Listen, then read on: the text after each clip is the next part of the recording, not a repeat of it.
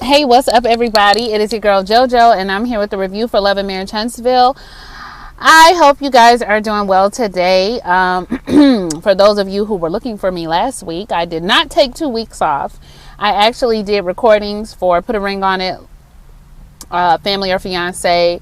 I did a recording for Encore, and my videos did not have sound. So I tried to do a roundhouse kick, which is basically what I do when I just want to review a bunch of shows at one time, or just give my opinion on a bunch of shows at one time, but I kind of just make it more concise. And that video, I did it in my computer. It recorded. I saw the ending of it. I made sure it had sound. Closed my computer up, opened my computer back up so I could go ahead and upload it and try to edit or do whatever I wanted to do. And it said 0 again. It was like I never had done a recording. I don't really know. Maybe because I did the video in 2 parts. So the first part was there, but the second part just didn't say anything. And I uploaded it thinking it was the full video, and it was only like 9 minutes. So it was just that first part. And I was discouraged yesterday. I won't lie, because I spent some time trying to do that video, but it's okay. You know, all's well that ends well. We're here this week. We're going to do our recordings. We're going to talk about the shows. And I've come up with a schedule of how I'm going to watch these shows and review them. And I just hope it works. We're going to see if it works next week. All right. So let's talk about what happened on Love and Marriage Huntsville. This was an interesting episode. So we'll start with the lighter weight stuff. Let's start with Kimmy and Maurice, and Tisha and Marceau as well. So Kimmy feels like she might be tripping. All right. She going to run it by Maurice. And that is kind of what I do like about Kimmy, is that, you know, some people will stand in how they feel and they don't really care. They're not going to seek counsel about it. They're not going to ask anybody if they're wrong. I'm right. And that's going to be it. So the fact that she would even go to Maurice to make sure that she's not tripping and have this conversation with her husband, I think that does say a lot. So she goes to Maurice. She tells Maurice what happened at at her graduation party, Tisha's graduation party. She tells Maurice how she's feeling, and she says, I just need you to tell me, like, am I looking at this wrong? Like, maybe I have not been there for her. Like, let me know. And Maurice says that they can probably get past it. I don't see why you guys can't move forward after this, as long as she's not trying to ask you to be somebody you're not. And Kimmy was like, well, it's funny that you say that, because that's exactly what she's trying to get me to do.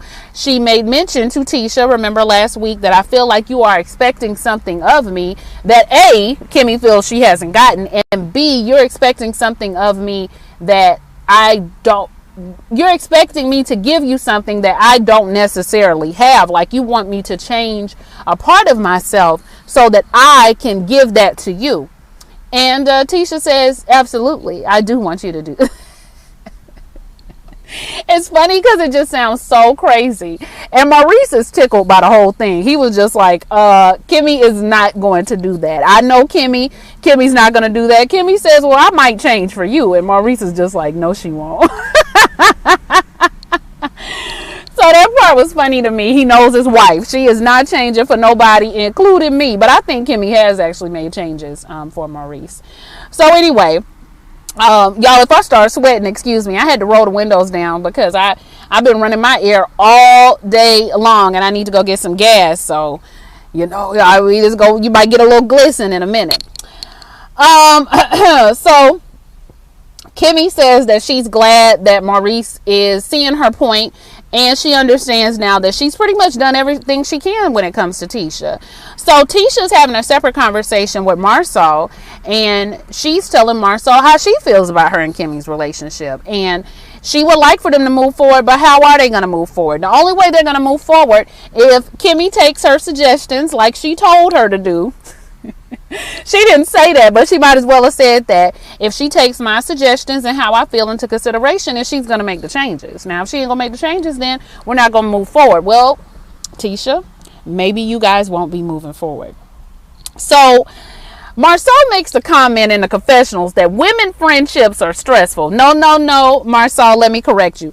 Women friendships are different. They are very much different from male friendships. I do agree with that. But women friendships are not stressful unless you are dealing with women who are trying to fill a void and are requiring more out of you as a friend than they are sometimes out of their own husbands, boyfriends, men, mothers. I am not your void filler. I am your friend. And there are some friends that require a lot. There are some friends that require a little. If you require a lot, you need to get you an a lot type of friend, and you need to be an a lot type of friend as well. That's what some of those a lot people miss. They want it in return. They want it, but they don't like to give it. But that is another video for another day. Okay, I'm a little bit of friend though. I'm a little bit. I don't need a lot, and I ain't gonna give you too much. I know that about myself. But yeah, I would say they're different. I would say they can sometimes be emotionally charged. But I will tell you, I've been friends with the same women since middle school, and I have not done this when it comes to them. And have we had our times?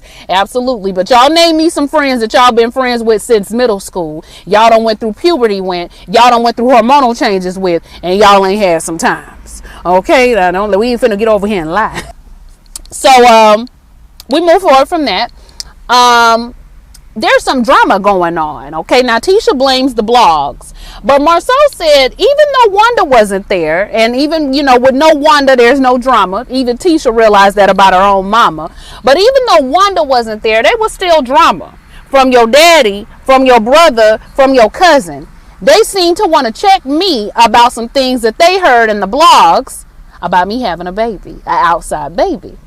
And Tisha is just like, child, all of this stuff going on with the blogs and social media. Now, I don't know if they cut that part out the show, because I don't remember the family checking him about no baby. They checked him about the other side of the tracks from what we saw.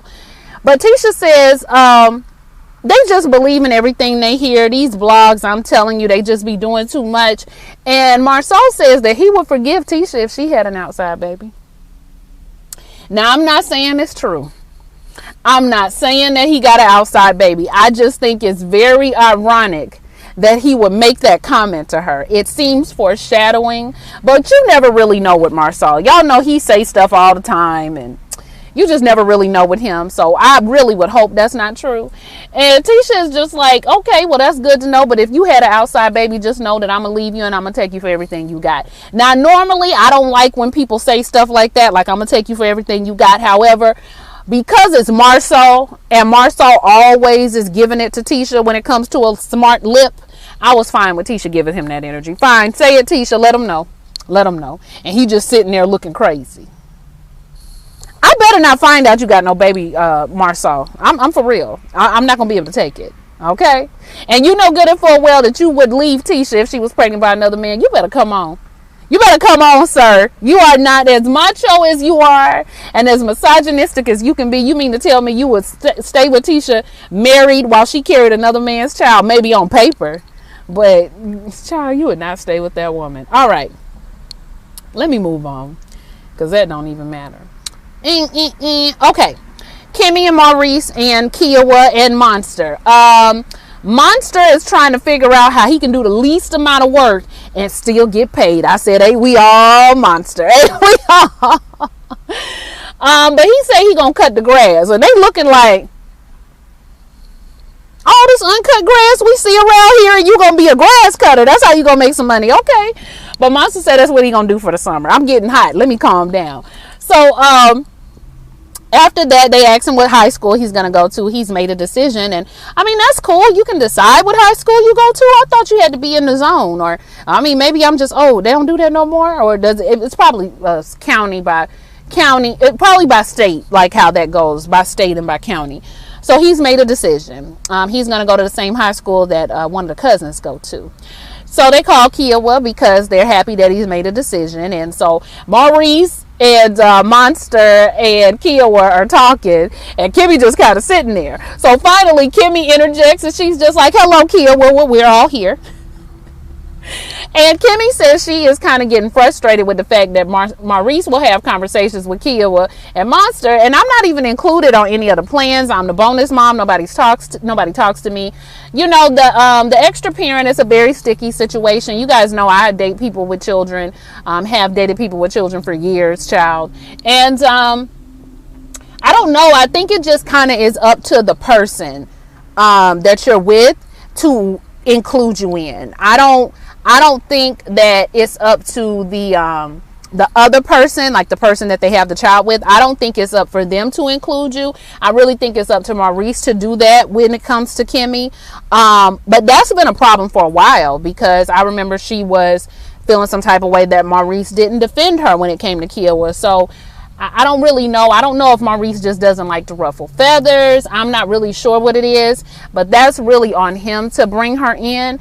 I don't even like the fact that she has to interject, because it makes her look like, what's going on here? You know, like, you don't want to be looking all suspicious or nothing. Even though that, when she came in, it didn't come off as suspicious. It just kind of came off as, well, just in case you didn't know, I'm here, since didn't nobody say nothing. So that's really, I think, on Maurice to bring her in. There were some people disagreeing that she should be included on some decisions. Because Monster lives there and they're raising him, I like when the village is included on the plan. So, you know, even if the grandma was involved in helping to raise Monster, I would like, you know, she would be included. You know what I'm saying? So I just think it is good for the village to be in the loop, so that everybody's clear. And even her as a bonus mom, even as the bonus dad, wherever he is, I think he should be included too. Whoever Kia was with. So y'all can let me know what you think about that. I know some people feel like it's overstepping. So we move into Kimmy telling Kiowa that she's planning a party. She wants everybody to be there. His cousins are going to the 9th grade. He's going to the 9th grade. We want to do something for them, like a graduation thing. Y'all remember the last graduation party with Wanda? Hopefully she not coming. But Kia was cool with it, and I gotta say, Kiowa, I just love this Kiowa. I mean, she is smiling, she looks happy, she's conversing, she's not giving me the ventriloquist dummy laugh. Y'all remember when she used to be like, we're not getting that crazy laugh anymore. We are getting an open mouth Kiowa, a happy Kiowa, and I love it. I love that they have reached this point. She says she wants them to all get together and talk, and Maurice is making little side jokes like, uh-oh, you know, Kia wants us to get, I said, Maurice, not now. And I was glad that Kimmy said, not now. Now is not the time for jokes. We're trying to get over the hump. Everybody's trying to get along. Let's not go back to that very, very dismal place, Maurice. It's not funny. All right, don't bring it up. So he said he not gonna do that. You know, he not gonna bring it up anymore. Who knows what the conversation is going to be about? I'm just glad they've reached a better point. I'm really happy about that. Now I might be wrong about this, y'all, because you know I don't have no churn.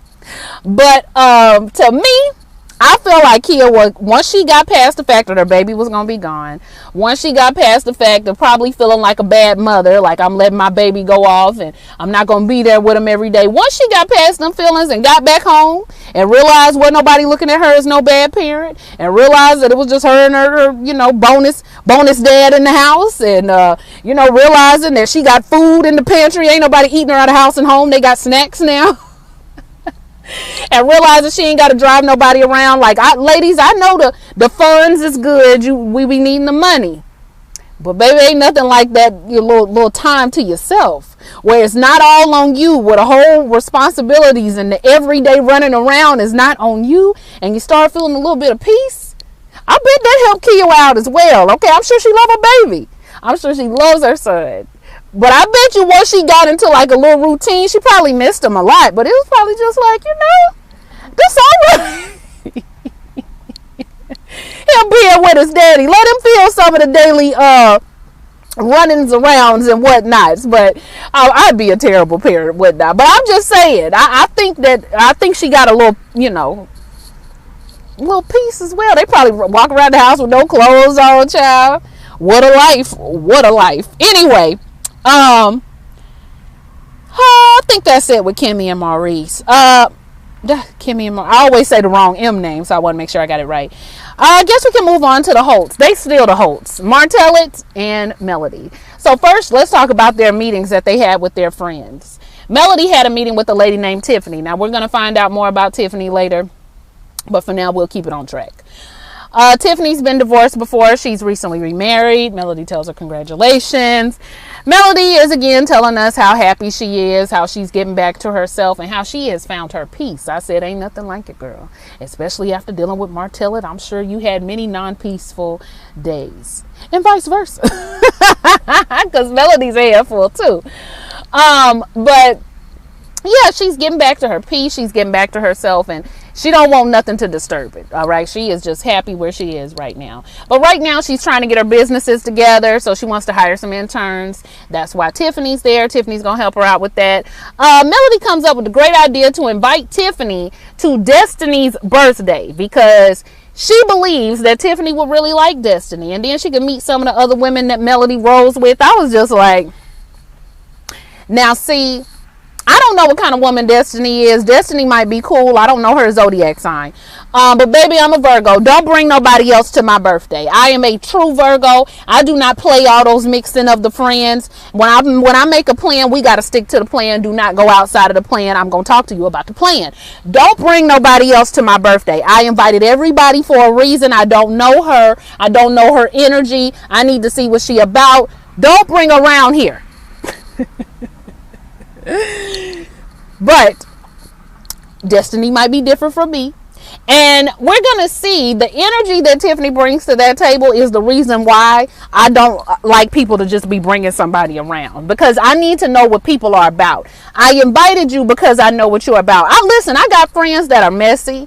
I got friends that don't get along well with other women. We're friends, but I wouldn't trust them with a group of women. I feel like they would get catty, so I don't invite them on group stuff. I hope she don't see this video, but I do have a friend that wanted to get invited somewhere, and I didn't tell her no, but I just never told her the plans because I knew that she was not the type that was going to get along well with the group, and I didn't have time for that. I love her dearly, but she wasn't finna mess up what we had going on. So Tiffany, child, she wouldn't have been at my birthday. That's just me, though. My friends know better. They know better. Chris and Martellate meet up. At first, everything is going well. How you doing? Let's get the preliminaries out the way. But forget all that. They move into the fact that Chris has been in touch with Melody about building some homes on the what? The 47 acres. No mule. So Martellate is just like, excuse me? You went and talked to my wife? You notice him and Melody keep, I think it's an old habit that probably is dying hard, but they both keep messing it up. They forget to say ex. They forget to say ex a lot. And he was like, well, my ex-wife, but you went and talked to my ex-wife about building some properties? And Chris is just like, yeah, the buyer wanted me to talk to Melody, so I went and talked to Melody.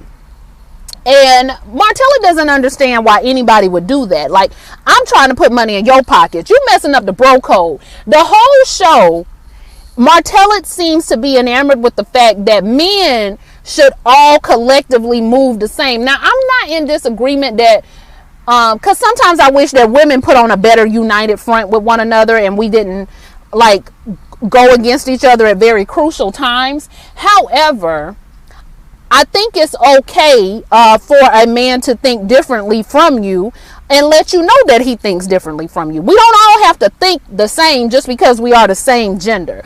So Martellate is just like, I'm trying to be a friend to you. I'm trying to line your pocket. Like, you understand what I'm going through. You understand what I've been through. You should understand that it's about friends supporting friends. And Chris says, no, it's about business, and you trying to mix the two. The buyer wanted me to go to Melody because Melody has the license. Y'all, now see, this is the coup de grace for me. Both Chris and Martellate are studying for the builder exam because Chris needs to get his, and Martellate had failed his about 7 years ago, and now he got to try it again. Because in order for him to build some homes, he has to have the licensing behind him. And who do you think in the relationship had the license? That's right. That would be the brains behind the operation, which would be Melody. So we are finding, and we've been saying this since season 1, that Melody was the business part. Martellate was, I would say he might have been a little bit of the networking part and kind of like the physical part, the labor part. And she had all the, business and all of that together. So without Melody Martellet's business is not necessarily together. I said, child, it's all kind of ramifications going on right here. It's spiritual, it's emotional, it's physical, it's just so many different little ironies going on that I just could not ignore. I was thinking to myself, like, you want to build, but you don't got the tools. You want to put it together brick by brick, but you ain't got the credentials. You would like the enemy to be your footstool, but first you gotta have the materials to build it. You want to get your life together, but you ain't got the tools to do so. Martellate, literally, physically, emotionally, spiritually, the tools is not there, brother. What you gonna do? Let me not laugh. I'm sorry. Let me pull it back. Okay. So, as far as if Chris is wrong or if Martellate is wrong, I do see Martellate's point, and y'all know how I feel about Martellate, but I do see his point, because before you made that call to Melody, you could have slid me a text. You could have let me know a little something. You could have said, even if you couldn't control what the buyer's decision was, you could have said, hey, Martellate, the buyer is saying he want me to talk to Melody. You know, I was just letting you know. I mean, I'm going to call her because that's what he wants me to do. But, you know, maybe you need to get in here. Let's set a meeting like where we can all talk about this. But I'm just letting you know that he thinking about talking to Melody. Like, you could have slid me something to let me know. You could have done it. Because had Melody not have said, you better talk to Martellate first, I don't know. Y'all think Chris would have done it? Like, if Melody would have agreed right then and there, he probably would have told Martellate after the fact that they were going to be building with her. So I do kind of see his point. Martellate is glad to know that Mel had his back, but he's really upset with Chris because he's messing up the bro code. So how do you see it? Do you think Chris should have abided by and took their friendship more into consideration when it came to the business relationship? Or do you think it's all business and Martellate is in his feelings? Y'all, take your feelings for Martellate out of it and really, really think about it. For real. Think about it. Because Martellate says he brought everything to the table, but Chris is like, hold up now, I've been doing all the work. So we'll see what happens with the two of them later. All right, what's next? Martellate goes to pick up the kids from Melody. I like Melody, but Melody really frustrates me with her timing and having conversations. And she also frustrates me when she says stuff like, well, Martella's been taking shots on social media, but, you know, I'm going to keep it classy. I'm not going to say anything because I know he's here to pick up the kids. So I'm going to have my game face on. She always says that, and then she flows right into getting him hyped up, getting herself hyped up, and then they're arguing. So instead of just letting him pick up the kids and go on about his business, she decides that she wants to have a conversation with him outside. Anytime they have a conversation outside, it never goes well. And this is another one of those times. She's asking him, does he need to get a mediator? Because it's been shots going on social media. You haven't really been sticking to the co-parenting and the custody agreements. Like, some days you don't come and you can't do it. You say you got other stuff to do. And he comes back and says, just like when you say you sick and end up in Georgia, and you know, Melody don't deny it. But Martellate says that, you know, Melody be calling him and texting him and cussing him out about social media posts and how you know what I'm posting, because I can't see what you posted, which, you know, he know what she posted. But Melody didn't deny that either, and I do believe she probably is calling him and cursing him out. So there's disrespect going on. They can't really seem to come to any not agreements on the custody. They agree on the custody, but they're not really doing the best with co-parenting, because both of them are kind of, it seems like they kind of want to move the way they want to move.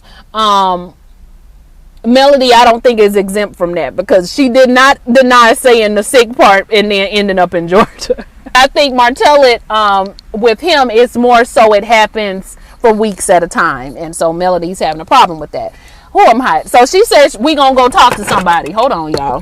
Right now, I'm telling you, I'm just out here trying to work, trying to make some money, child.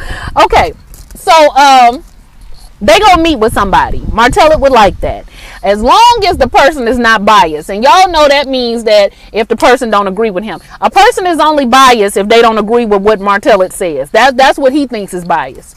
So anyway, Martellus opens the door to go get the children. There go Melody Mama. Melody Mama says, you've been saying a lot of things that I would never expect from you, but we'll have our conversation soon. No, you won't. Martellus says, no, you won't. You won't be having no conversation with me because I don't have nothing to converse with you about. And I'm going to have to say I agree with Martellus on that. I don't believe he owes Melody's mom any explanation. I don't believe he needs to have a conversation with Melody's mom. I don't think Melody's mom needed to be bringing it up only to say, well, we'll talk later. What you bring it up for then? What you bring it up for? So then Martellus says, okay, well, kids, come on, let's go, because your grandma just gave me the hand. And I was just like, now, Martellus, why you tell the kids that? Keep the kids out of it. But again, Melody's mama and Melody, to me, were both guilty that day of getting Martellus riled up. And y'all got me together, like, just to add this in, about his social media posts. He did say it to get Melody worked up, and he did say it to be jokey because he hasn't mentioned that child any other time on his page. I just checked last week. But we knew that he was doing that to kind of be snarky towards her. But my thing is, Melody, you have been with him long enough to know how this man is. When you give him the time of day, it strokes his ego. Don't give him no time. I wouldn't talk to him. I would only speak to him through a text messages. We would very rarely have a whole conversation. Come get the kids. I don't even know if I would be there when he got the kids. I might just have somebody be a stand-in for me. Martellus on the way to get the kids, I'm about to run to the store. I'll be back with you. Because I just wouldn't want to even give him the satisfaction. Does he have disrespectful ways? Absolutely. But if I were Melody, I just would not play into it. I would not play into it. And she does. And I almost wonder if they like it. It almost comes off like both of them like it. We move on forward. They meet with the mediator who's going to help them with the custody. Melody shows up in a red wig because let Martellus tell it. He the one that put her on blonde. I said, you call him in wigs now, Martellus? So you just regular old Lil' Kim at this point. So they go in there, and Martellus is in the confessionals telling us, as long as she is not like Dr. Francis, because Dr. Francis was biased. First of all, Dr. Francis, when it came to season 2, actually was trying to understand Martellus and was giving him a little leeway. But Dr. Francis has been married for 40 some odd years, and I feel like Dr. Francis knew what he was talking about. Your problem with Dr. Francis was he wasn't agreeing with you, and you think anytime somebody doesn't agree with you or hasn't been a cheater like you, they don't understand what's going on, and they not a man that gets it. Okay, because they don't move like you. That makes absolutely no sense to me. And see, ladies, my young ones too, you got to be real careful. See, when we talk about men and we get to, if you old school and you get to talk about leadership and who gonna lead the household and all this other stuff, not only do you have to make sure that that's a man after God's heart if you getting into the religious aspects of it, but you also got to be careful of who they go to for counsel. What does the word say? The word says that you know a tree by its what? By the fruit that it bears. If I need vitamin C, I'm not going to go to a tree full of pine cones. I'm going to go to the orange tree. So Martellus, if you need strong, solid marital advice, why wouldn't you want to take advice from somebody who was happy in their marriage, for somebody who's been loyal in their marriage? Why wouldn't you want to talk to them? So you can see how you slipped up and how you can do better in the future. What kind of mindset they have that keeps them going that way. And that's the problem with a whole bunch of people. Y'all running around here getting ill tea and advice from people who aren't even the type of people that you would be with, number one. And number two, they haven't even produced the fruit in their own life. You know the tree by what? The fruit that it bears. If they're not producing the fruit that you would want in your marriage, why are you listening to him? So the fact that you want to go to somebody who has been a cheater and recovered, I get it. I get that because they've been through what you went through. But why would you want to sit up under constantly people who have cheated to get advice? Because obviously they're probably going to have their own little biases and things going on. And notice that even when Chris is telling them he wrong, he don't like that. He don't like that. So it don't have nothing to do with it. He's looking for somebody that's going to agree with him, not somebody that's actually going to help him. And until he gets out of that, I don't know what he's going to do. But let's move forward. So anyway, y'all, I went off on a tangent. You got to forgive me sometimes. I do that. So, as they sit in the session, they started talking about how the custody's gotten a little bit messed up. And Martellus said that he hasn't necessarily been doing all of the arrangements like he's supposed to do, because he used to be in a position where he did a lot with the kids. I'm guessing like taking them out, buying them stuff. And now financially he's not doing as well. His businesses aren't going as well. He's kind of down on his luck. So it's been kind of hard. And, you know, he doesn't always get them and do what he needs to do. Melody gets emotional. He gets emotional. Melody tries to reach out and touch him, and he just like, don't be touching me, Mel.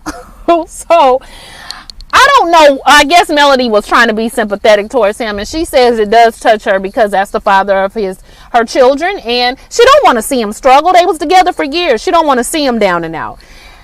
But just when I was feeling sorry for Martellus, he makes the comment, see, when Melody was going through her stuff, you know, she still had me. She still had her husband. Martellus, you were still the source of her pain. So imagine how frustrating it is to also want to seek comfort from the person that has you in pain. But what do you mean she had you there to support her? It was probably hard to look at your face every day. And you talking about you ain't got nobody. See, she has support, but I don't have nobody. You got Arian. Is that not your woman? Are you guys not together? Why is she not being your helpmate? Why is she not being your support? Why is she not holding you up? You don't got her? It's very interesting. But you're going to have to get it together. Because like Mel said, you got 5 kids. He don't like that. Why you saying that? Why are you saying you got 5? And you can't just lay down. You got to keep going. You don't get no breaks in this. Even if you don't got no money. You know, you just got to be creative. So I feel for him, but you got to keep going. You just got to keep going. So I agree with Mel on that. And you got 5. Okay, quit. You got 5. So he trying to get himself right. They talk about the outside child and how the other kids don't know and how they're going to tell the other children. That is when the mediator shares that her husband had an outside child, and y'all know Martellus' ears perked up because he loved to hear about some trifling cheating going on. So then he can feel like every man is just like him. Y'all know that he did that same thing with the strawberry letter. Every man know what this feel like. No, every man is not you, Martellus. And as soon as you find out they not, all of a sudden you don't want to talk to them no more. But let me not get on that no more. But Martellus likes the fact that she handled it in a way where even though she wasn't okay with it, she was present because their family dynamic was changing. Mind you, her and the husband had already divorced, but the family dynamic was changing. And so perhaps Melody is, I guess she's saying that Melody can be there when they tell the children. So we'll see if Melody is up for that.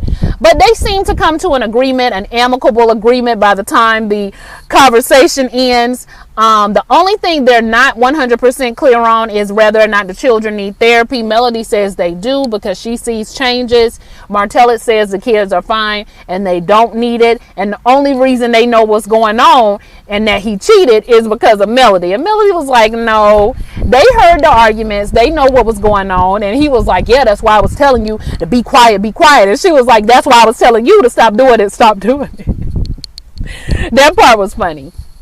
But anyway, you guys, I guess we're going to see what is going to be the ending between the two of them. When they do get back outside, they argue about the whole builders thing and Chris reaching out to her and how it was wrong and it wasn't okay. And Melody, you better not do it because you ain't never built no house, no way. And she was like, I have built homes, Martell Holt.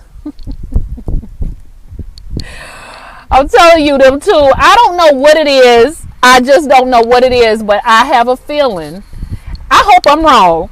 But years from now, when they about 50, 60 years old, these two gonna get back together. I just see it. That is something that I see in the two of them. Because they still go back and forth like they enjoy it almost. Like Melody likes to get under his skin and he likes to get under hers. But it's a mess, child. Y'all tell me what you thought about the episode. It's so hot. Like, comment, and subscribe, and I'll see you for the next one. Bye.